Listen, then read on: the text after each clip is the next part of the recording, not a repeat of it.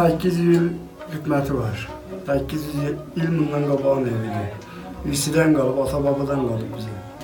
Bunlar daş evdir, yayda sərin olanlar, qışda da isti olanlar. Daha nə versin deyim. Mən də ata-babadan buralıyam, burada yaşayıram. Buradan düşək yeri və sənə deyim.